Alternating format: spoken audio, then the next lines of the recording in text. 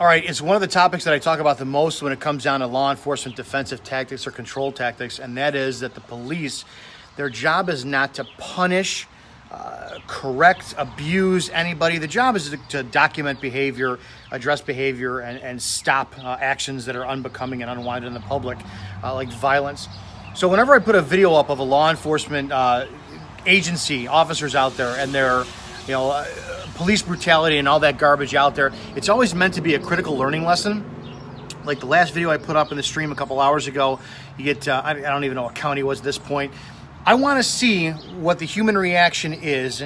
We should all do a big social experiment. Somebody should come out to me. I'm going to video while I'm on top of you, giving you orders. Stop resisting. Put your hands behind your back. As I'm currently hitting you, I want to see if your body's automatic response is to cover up, to protect yourself from the blows that I'm giving you, or can you comply and do exactly what I'm saying? Look, that phrase, "Sir, stop resisting," is something we are all taught in the academy. And I use the word caught. It was a Freudian slip for a reason. We were told in the academy, you use those words, stop resisting, stop resisting, stop resisting, instead of saying, fuck you, you're a piece of shit, blah, blah, blah, blah, because of the public's perception around you. We were told in the academy, you want the public as witnesses watching you saying, sir, stop resisting, sir, stop resisting. So when their witness is in court, they can say, yeah, the officer was telling them to stop resisting, and he did resist. You fast forward now, everybody knows that sir, stop resisting phrase is an ingrained phrase, and it's a bunch of bullshit. Guys, men and women who are in law enforcement, even civilians, how are you supposed to comply when the second you're being taken down and there's no breath in between commands given? Put your hands behind your back, stop resisting, and the cop gives you no time to do it as they're pounding on you. How can you physically, literally comply with police orders? This is just something to think about. Do I have the answers? Yeah, better training. Absolutely better training. This is somebody who teaches and has trained combatives for almost his entire life. So I'm sorry, yeah, I am going to be a little bit of an expert on this. And yeah, my forte is in physical training. So when it comes down to physical tactics for law enforcement, I think that I know exactly what I'm talking about.